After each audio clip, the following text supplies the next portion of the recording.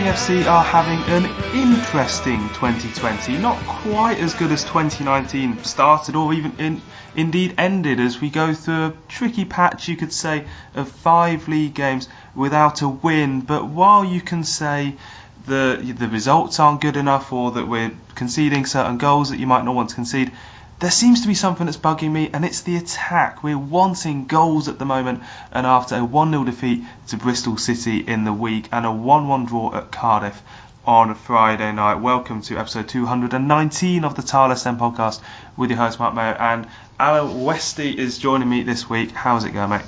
Yeah, very good, Mark. Looking forward to it.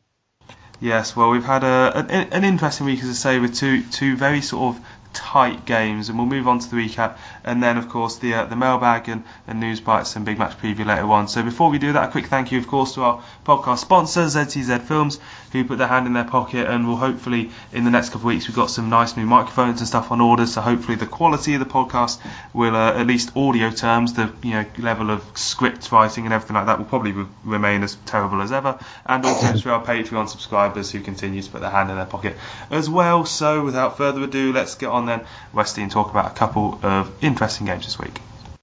Come rain or shine, it's time to relive the latest match action with the recap. This podcast is sponsored by ZCZ Films, Reading's oldest ultras. Quick word on Bristol City then, Westy, because as both of us, I imagine, probably at that game, and I'm not too sure that either of us made the Friday night trip up to Cardiff, although a Friday night in Cardiff is always a good night out. But that Bristol City game, 1-0 defeat, it just felt to me like we didn't quite get going in this game, and up against a Bristol City team that knew how to defend, well drilled.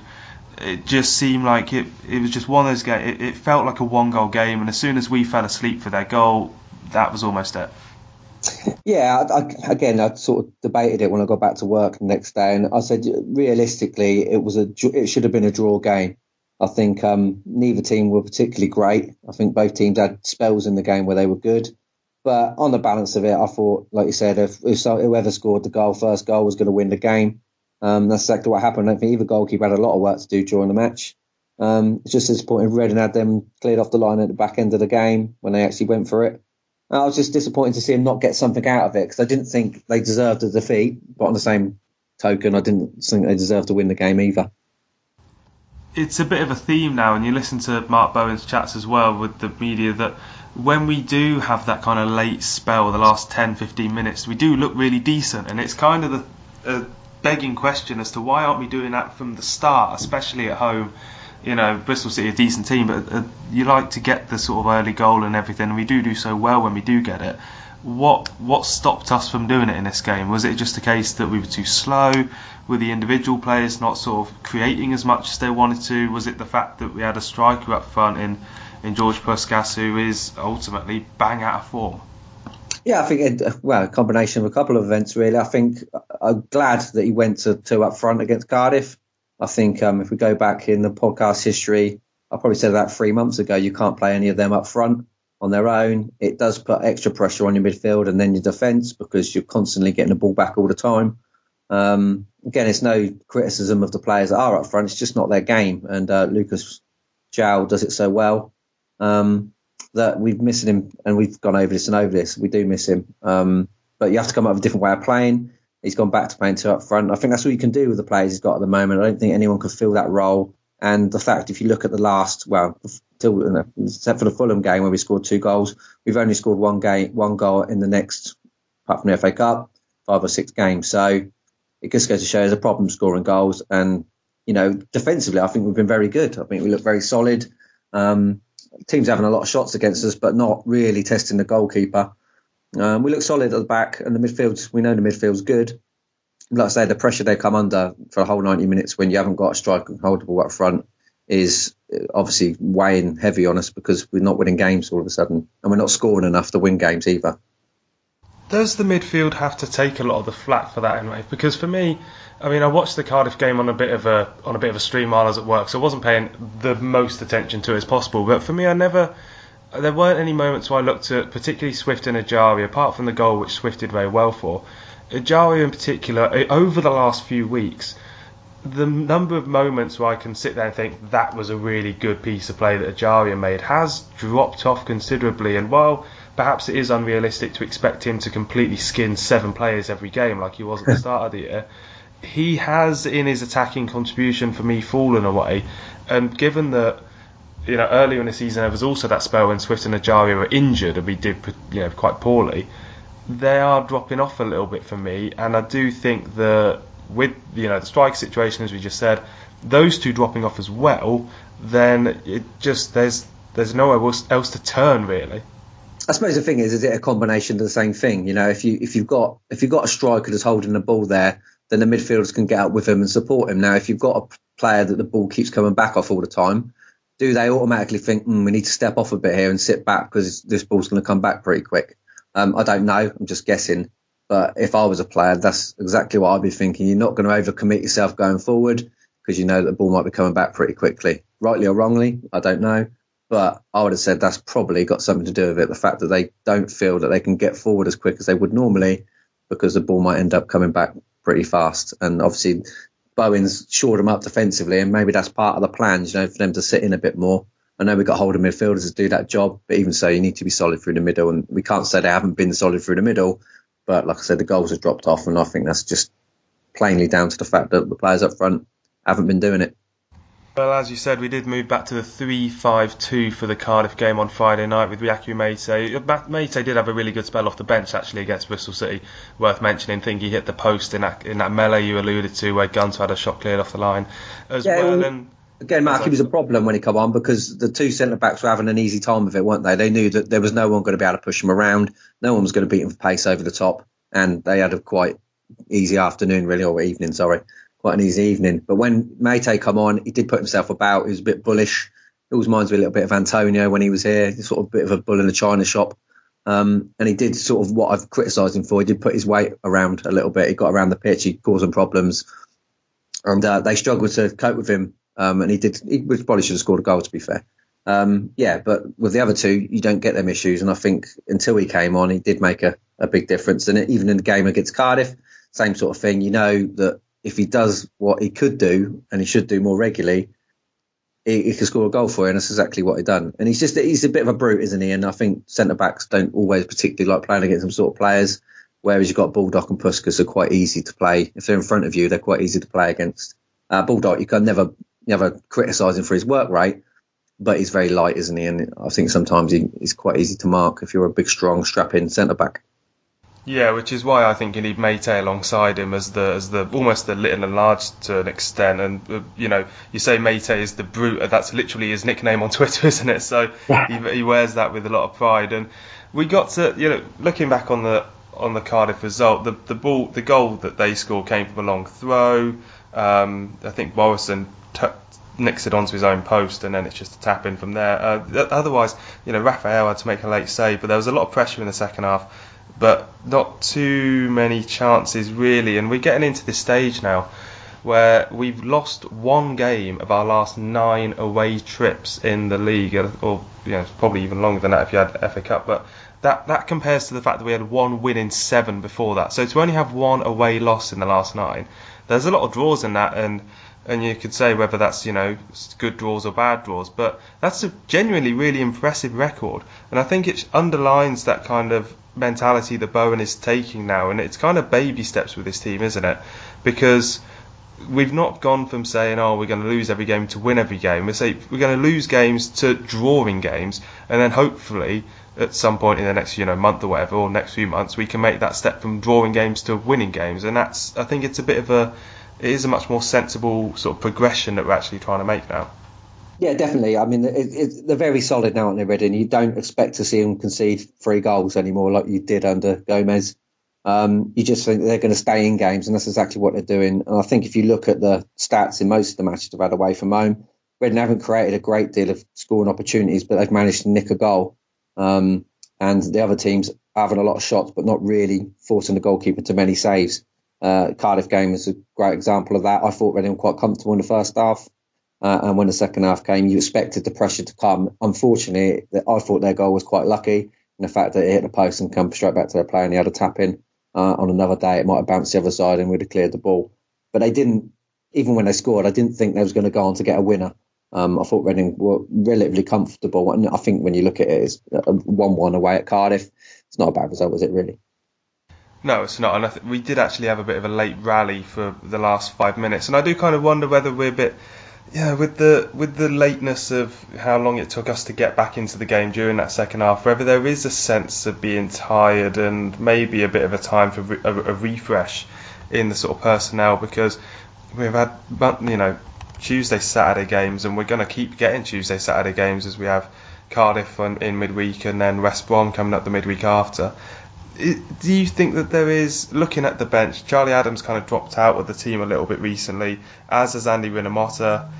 Do you think there is a bit of a case for a bit of a refresh with, Ajaria or Swift or someone like that, just to kind of keep moving the team around rather than letting it stagnate? Not really. I think, again, going back to the Bristol City game, I thought Pele, I criticised him early in the season for I didn't really see what he'd done. I think he's been excellent the last 2 or 3 weeks, and I thought against Bristol City he had a really, really good game. You could argue that maybe he could have a rest, but do you want him to while he's on form? I don't think anyone's really banging on the door to start either. I know Charlie Adams had a decent run in the team, but he hasn't got the legs, and I think, especially away from home, I think they want to stay solid. Try and nick a goal and then win a game like that, and that's basically what they've been doing. I don't think there's any need for a refresh. I think Swift and Ajaria, again, they will slide in and out of form, but they've been, I think you've got to say, pair of them. I mean, Swift's assist, I think he's assisted 9 now, is it? Something around about that area. And again, another assist again on Friday night. I just think they're good at what they do. Ajaria keeps the ball well, and Pele's been good at stopping teams getting too close to our back 2 or back 3. Centre backs. I think it's just the goals. If they could just, score a few more goals, I know it sounds stupid, but they win a few more games. And I think they're solid. You can't see them conceding a lot. But unfortunately, with that, we're not scoring an awful lot. But you need a happy balance, I suppose. And I think we're just sort of, if we had someone up front who was a bit more prolific, a bit more of a handful, I think we'd fly at the league. I really do. I know the season's halfway through now, it's nearly done. I'm still quite excited about this side. Unfortunately, probably get to the end of the season, we'll get broken up again. But I think they're close to being there. They're there or thereabouts, and they just need that little extra spark to make them a very good championship side. Yeah, it's funny, isn't it? It's not. It doesn't sitting here. It doesn't feel like we're begging for just play 3 up front or just play 4 up front and that'll solve all our problems, because it's not the numbers, is it, of the strikers, it's the quality of the strikers. And we have taken Zhao out of the equation, who's injured for at least a month or so, and is on good form, but the other strikers all seem to be at the same level of quality, don't they? There's no one standout or even one complete drop off, no-hoper.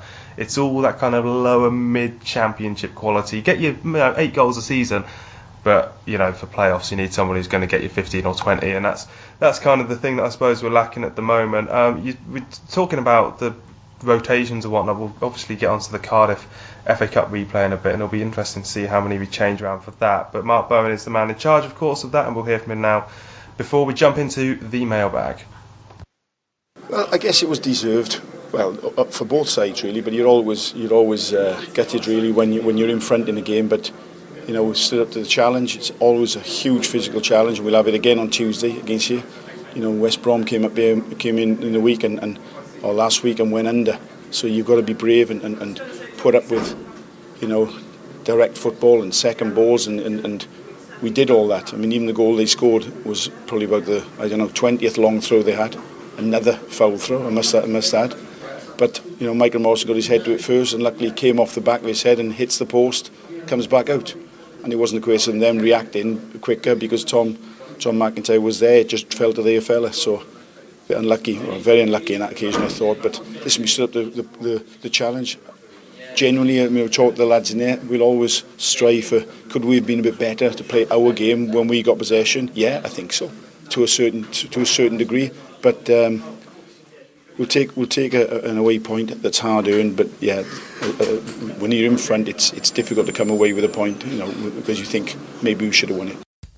For all the latest Reading news, analysis and opinion, visit the website at thetilehurstend.com.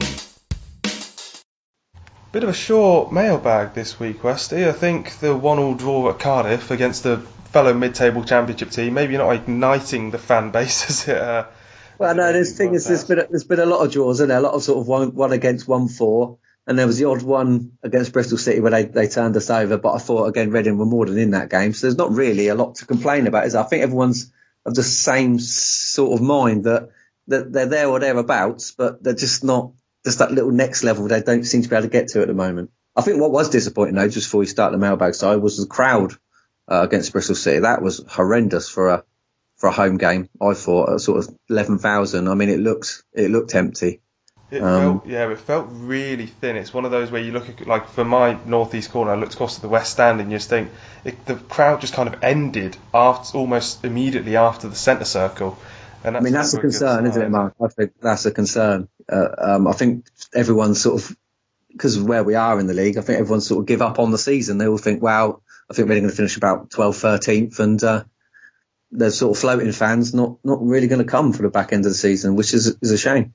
Yeah, well, it's also hopefully it's just the case that it was a bit of a chilly Tuesday night. We played on a Saturday as well, at home to Cardiff, so.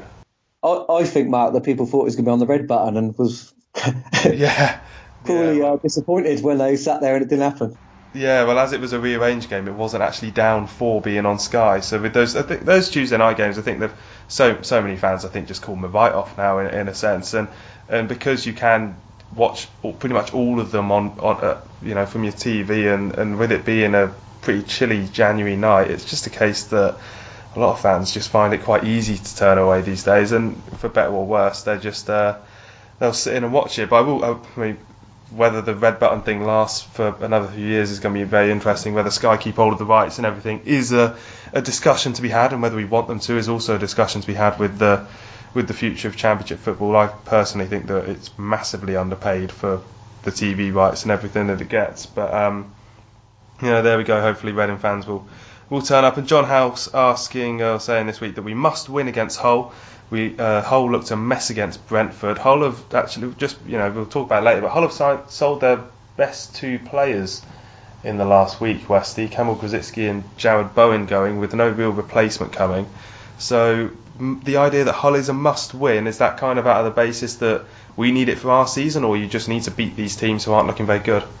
Yeah, I think if you look at the fixtures we've got after Hull, but Hull's probably our easiest game for a few weeks, and as easy goes in Championship football. They've lost their best two players. They were hammered at the weekend. Confidence and morale must be low around there at the moment. If you don't beat them, I think we'd all be pretty disappointed. Yeah, absolutely. And Scott from the States with another question. He says that Liverpool, a team that I don't think we ever really talk about on this podcast for obvious reasons. No need. They're on pace for 110 points, with the fact that they've obviously won pretty much every game in the Premier League this season. If they top 106, will we have to stop the "We've Got the Record" song, or can we continue to sing about our record for the most points in a Football League season? I think that what Liverpool need to do, someone told me that they need to win 11 of their final 13 games to beat 106, which I think in a 38 game season, I don't think they will do that, but I certainly would be foolish to completely rule it out. I must say, Westy, if they do it, we've got to stop singing the song, because Football League or Premier League, it's all the same.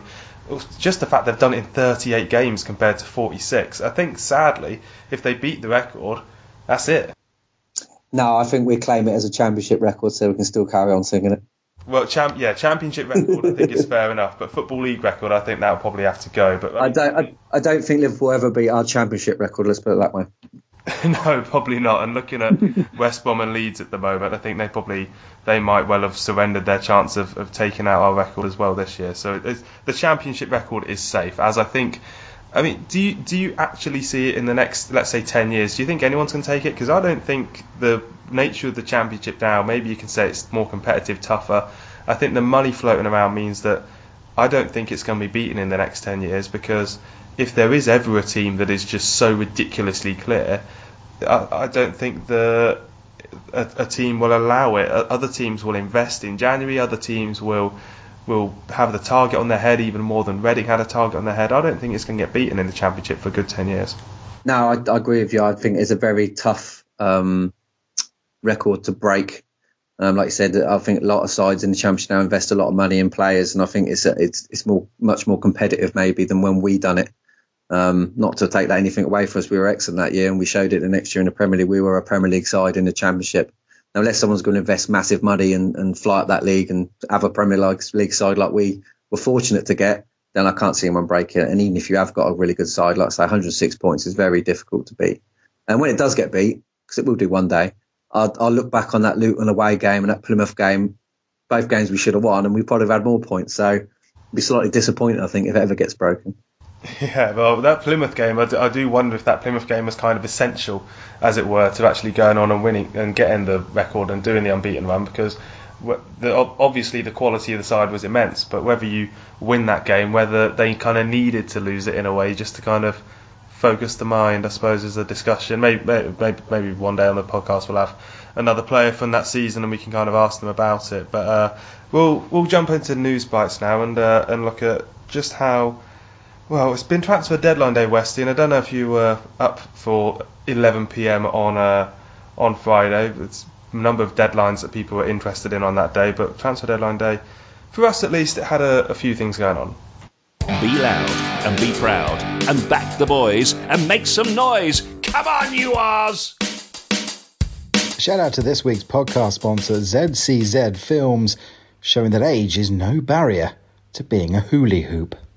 Let's cover the outgoings before we get to the exciting arrivals of the last week of the transfer window, Westy, because we've waved goodbye to Teddy Howe, who's gone to Blackpool on a permanent deal. Miles Roberts is an academy goalkeeper, has gone to Watford. We've loaned out Ben House to Dagenham Redbridge. We've loaned out Vito Benoni to Esbjerg. That's the end we'll see of him. His contract's up in the summer. And Marc McNulty's switched over back to Hibs on loan. He was at Sunderland previously. Of any of those names, particularly Teddy Howe, who played in the Blackpool FA Cup game and gave away a penalty, is there anyone that you think probably a bad player to let go? Was Benoni or McNulty ever going to be someone worth bringing back in, or those just kind of, reasonable enough deals? Yeah, I think the only one I was slightly disappointed with is Teddy Howe. I thought when I've seen him, I thought he looks like a good player. I think what's happened there, though, just looking from behind the scenes, is he's got to a stage in his career where he's got to an age where he says, I want to play first team football. And I'm sure that when Yidam's fit, he will go straight back into that side and he'll be sat on the bench. So maybe for his career, he thought maybe it'd be good to take a step back to be able to move forward again. But like I said, he's a good player, and I think he's going to be here next year. I'm not sure. Would have been a good understudy? Yeah, I think he would have been. But then throw the curveball. I know you're going to mention in a minute the Brazilian guy we brought in. He can play right back. So maybe the club thought, you know what, we don't need you here, so you can go and find your way another way.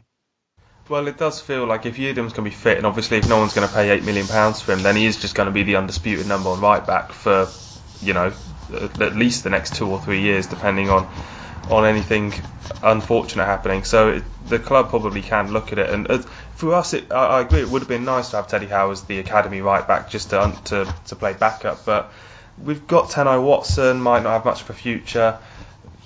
We got Chris Gunter till the end of the season. Are we absolutely ruling out Chris Gunter staying? No. The idea of a 1-year contract extension, because he's only going to go to another lower mid-table championship club. Yeah, no, he's a great understudy, Gunter, and if he wants to stay, then I'm sure most of us will think, okay, well, that's a great player to have as backup to Yidam. I think there's no doubt that Yidam's going to be your first choice. I think we've seen enough of him to know that he's a better all-round player than Gunter.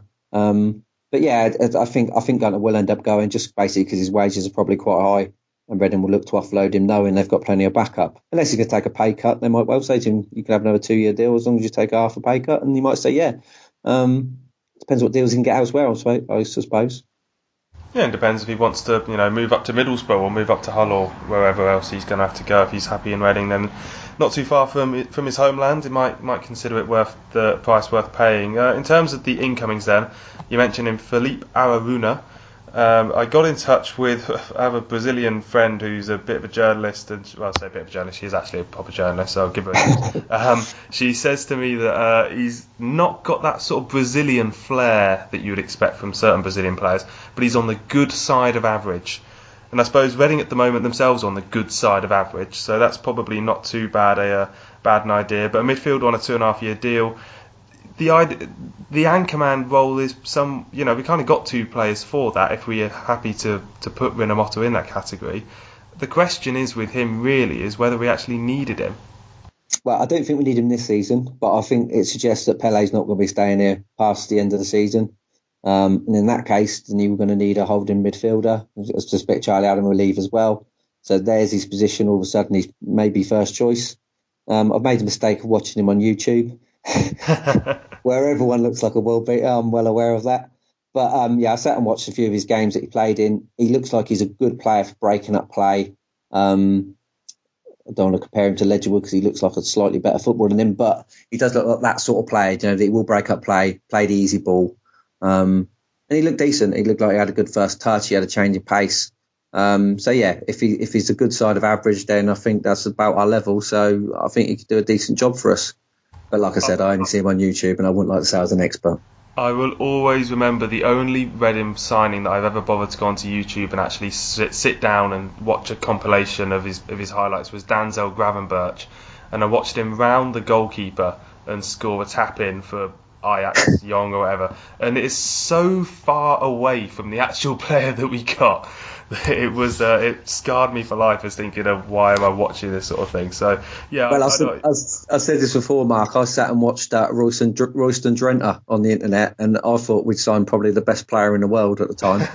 But then I flicked down a few, and there was another one that had Royston Drenthe's name on it. I thought I'd watch that, and let's put it this way: the guy who put this together was far from complimentary about Drenthe's skills. And if you watch that video, you realise that he probably is not as good as he looked on the other video. Well, the video where he looks good was probably the one where he beats the man, and the video where he looked awful is probably what happened next. That is exactly the way it ran, yeah. The actual shot or cross that he delivered. We have got a winger coming as well. Ayab Timbe Masika. Apologies to anyone who might be saying that I've mispronounced that, and there genuinely might be some new fans listening to the podcast this week, because this lad, he's arrived from Beijing Ren on loan. That's obviously the club that's owned by Da Yong, the Reading owner, in China. They're second tier, I think. He had a bit of an injury hit season last year, only played about 850 minutes. But the thing that's most prevalent from the signing of this Kenyan winger is the sheer amount of fans that have made themselves known on social media as being so excited by, I think he's only the second Kenyan player to arrive for an English club after Victor Wanyama for Spurs. So the very interesting following that he's going to have over the next few months. Is he going to play too much? I suppose he's not been up to speed. A bit, as I say, a bit injury hit.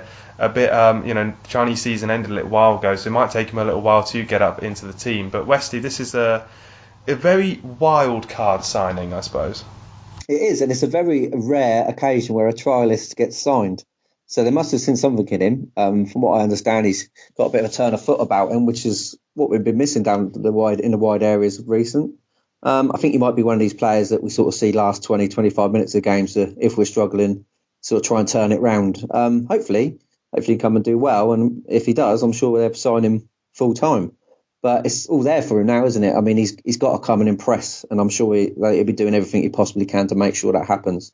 He's obviously done it during training. Whether he can do it in the championship rigours, we'll soon see. But good luck to him. I think, it's a big opportunity for him, and it's up to him to take it. So we know when he steps onto that pitch, he's going to give it everything he's got.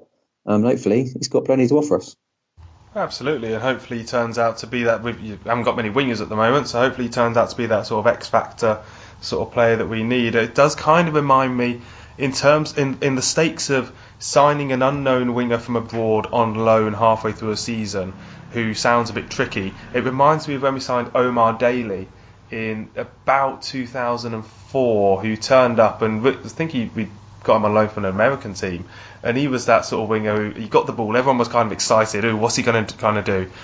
But he only played about 4 times and then went back home, and that was kind of it. So hopefully we've got a better player this time. Saying that, Mark, I think Jimmy Kebe was very similar. He was on loan to some League 2 French side, and he's certainly done all right for us. So maybe he can come and be the new Jimmy Kebe. That'd be nice. That would be very nice. I hadn't thought about that. I've definitely taken a new Jimmy Kebe. Let's round off. Let's see how he goes then. As I said, I'm not sure he's going to necessarily be in the team this week, having not played too much recently. But let's Before we talk about those games, just round off for you the other things that will be going on around Reading FC in the last week. The under-23s drew 1-1 at Colchester in the Premier League Cup. That's a group stage game, so they're playing Swansea in the Premier League Cup on the 8th. They've got a Premier League clash at Stoke on Monday evening, so that's kind of tonight, so you can catch up on that on the Tilehurst End and also on the Reading FC Academy Twitter page. Under-18s lost 4-1 at home to league leaders Fulham on Saturday. They also got a Swansea next. They're now 9th in the Premier League South, so they're 10 points clear of bottom, 18 points away from top, so pretty decent enough sort of season for the under-18s there. And the women's team, they had a late Farrell Williams penalty, scored to draw 1-1 at home to Man United on the weekend. They're now 6th. 5-0 win at London City in the FA Cup the week before, so they've now got an FA Cup tie away at Leicester to look forward to. Should be a winning game, that. And they next go away to Bristol City on Sunday, February the 9th. Reading, the senior men's team, have Cardiff away again on Tuesday, so let's talk about that now. You're listening to the Tilehurst End Podcast by Reading fans for Reading fans. Right, Westy, we are currently 2 games into our 3-game series with Cardiff. If in baseball terms you'd say it's the series decider now. There's the 2 1-1 draws, and now we get to see who's going to claim the series victory. This probably, is it the most important game of the 3?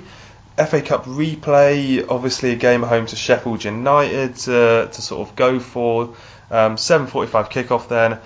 This game, is, how important is it for us? I think it's very important. I think it's very important for the season because, like I said earlier, I don't see Reading getting in the top 6. I think it's going to take a real effort to get there, and I don't think they've got the firepower, but they certainly, based on the fact they don't concede very many goals, aren't going to end up anywhere near the relegation zone. So I'd be surprised if he didn't put out the strongest team available, to be fair. We had an extra day recovery. Saturday, we're at home. It's a Tuesday night game. I can't see why you would risk getting beat, at least not give it everything you had to win the match. Because like I say, we've got Sheffield United at home. If we get through, I'm sure they won't play their full team because they've got a good opportunity to get into Europe. They might do, but I'd assume they'd drop a few players and rest them. So we're at home again. It's a good opportunity to get a long way in the Cup. And I think, especially with the crowds dropping off, I think an FA Cup run is pretty much essential. With the sort of argument for playing the under-23s and the reserves and everything, is there a kind of worry that we'd be a bit too predictable playing the same teams we played on Friday night? Do we as fans, obviously being in the game, you might be able to disprove this completely, but do we as fans worry that you kind of go and play the same game twice and that therefore the team's a bit more familiar? Does that change the dynamic of the game? Do we think that they're more likely to be a bit more standoffish? They're more likely to go for it, having learned each other's weaknesses? Do we think that, does the nature of the game change if the 2 teams that play each other are exactly the same teams that played each other, 3 days before? Who knows? Like I said, you never know what will come in any game of football. I mean, I sat and watched that Tottenham Man City game yesterday, and when you've got a penalty call and the game goes on for 3.5 minutes, it's amazing the twists and turns that can come. If Man City would have scored their penalty, then it'd have been a different game. How they lost that game, I don't know, but they did. If that happened again, if they put out the same side, would you have the same game? No, you wouldn't, would you? Anything can happen. So I don't think it makes a great deal of difference. I just think, if anything, the FA Cup allows you to be a bit freer because you're not so concerned of getting points on the board. I think you can be a bit more forward thinking. You can say, let's take the game to them, let's go for it. I'd just be disappointed if they didn't put out a strong side. I mean, I don't think anyone would be bothered if you put Rinomota in instead of Pele. Them sort of changes are fine. But as for everyone else, I can't see why they wouldn't start. Maybe Puskas for Bulldog, but give them a game. Just try and win the match. And if you get beat trying to win, then fair enough. But if you go there, put in 4 or 5 under-21s or under-23, and get beat, I think everyone will think, well, why don't we just go for it? Because the league, let's face it, the league's over, unless there's a miracle. Well, and it's also, the only point I'll add to that is it really important that Liam Moore gets another 3 days rest before we play Hull at home on Saturday? I don't think it is. I'm sure if you ask the player as well, I'm sure he'd absolutely want to play, and hopefully Mark Bowen knows that and that he's going to give it a go. A quick word on the whole game, we sort of mentioned it earlier, they're 5 defeats in a row now. 5-1 defeat to Brentford on the weekend, sold their 2-star forwards and all that. They've only lost 5 of their 14 away games this season, but really, you got to say that is the sort of perfect Saturday game. And where are we now in the table? You look at 15th, 38 points. A win might knock us as high as sort of 13th. If we do lose that game, then I think, is it fair to say that we're 12 points off the playoffs now? We'd potentially be 15 with only 15 games to go. Anything but a win against Hull, or certainly a defeat, and we might as well say that playoffs done and dusted. I think the stat is for the championship is you normally in the last 10 years 76 points has got you that 6th place, or around about 75, 76 points. And if you look at Reading's points now, they're going to have to go some to get that amount of points. I think it's like 2.1 a game points, and that's not happened for, God, cross knows, 5-6 seasons. So will you see that happen in the last 15, 16 games this season? I just can't see it. I can't see Reading putting enough form together to get that sort of point score. So as far as the playoffs are considered, as far as we can talk about playoffs, I think they need a miracle to get in the playoffs now. I mean, that's not to say they couldn't finish 8th or 9th, but would you really rather finish 8th or 9th and have no cup run, or have a cup run and finish 12th or 13th? I think it's a no-brainer, really, isn't it? No, that's a fair point. And also, I do think the season-to-season momentum is a genuine thing. We've certainly benefited from it before. You think of McDermott's first season and then how we got up to 9th in that one and then move forward. But you can also have it in the form of cup runs. So it's just important to end the season on a high and to keep it going for as long as possible. Speaking of things that we need to keep going for as long as possible, the Prediction League has got a bit more of an edge of competitiveness to it this week. Sim and Ollie both got the 1-1 draw against Cardiff. Yourself, Westy, got the 1-0 defeat against Bristol City. So congratulations on moving into 3rd place, where Westy, Johnny and Ollie will have 14 points, Sim's on 20, then myself on 27. So Westy, we're not going to do the prediction for the Cardiff game because it's not. You can obviously give your prediction if you like, but in terms of going into the league, I will ask for your whole prediction then as we go into the next few days. Gillo, I take no joy in getting that result right on Tuesday night, whenever it was, Wednesday night. I was on here, I think the week before, saying that I can't see Reading scoring, so I couldn't back them to score, and I just thought it'd be a 1-goal game. So that's the only one of very few I've got right this season, unfortunately. But as for this one, the Hull at home, again, you have to be confident Reading would beat them at home. But again, I can't see us scoring too many goals, so I might go for another 1-0. Well, I think I'm going to go 2-0 for the whole game because, yeah, you've just got to hope that you're playing a team that is utterly woeful. And we have had a few 3-0 wins at home this season, and hopefully we can find something, and 2-0 will be nice and comfortable. And I think we probably just sit on that and cruise through. Obviously, depending on the Cardiff game, and my personal take, if it was the pools, I'd probably say draw. Going 120 minutes and penalties and everything would certainly be a very, we need a bit of excitement in this season, so it probably wouldn't be a bad thing. And we'll be back next week, of course, to talk about all that's gone on in those 2 games, and then of course we've got another 2 games after that with West Brom in the midweek, and from then on. So episode 219 of the Tilehurst End Podcast. Thank you very much for listening, Westy. As ever, a pleasure to have you on. Yeah, thanks for having me. Appreciate it. And we'll be back next week with, it's always a temptation to say that it's a huge week in Reading Football Club's season as we go forward. And we are in February now. The business end of the season is approaching. All I can say this week is that I hope we have some actual business to attend to in the final weeks of the season. Until then, come on your arse.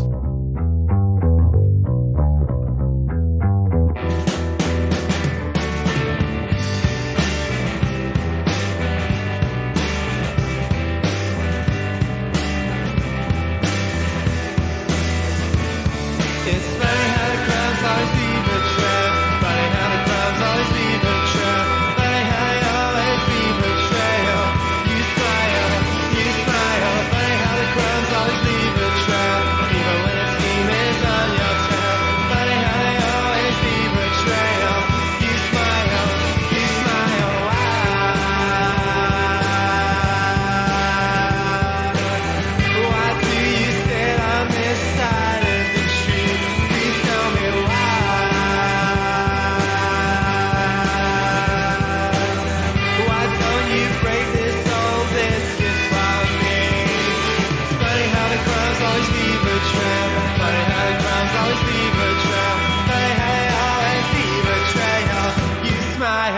You smile, funny how the crumbs always leave a trail, even when a team is on your tail.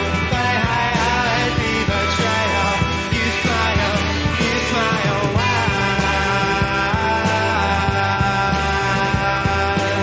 Oh, I see you sit on this side of the tree. Please tell me why.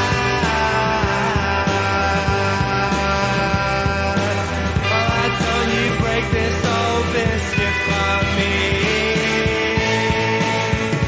Break this biscuit for me.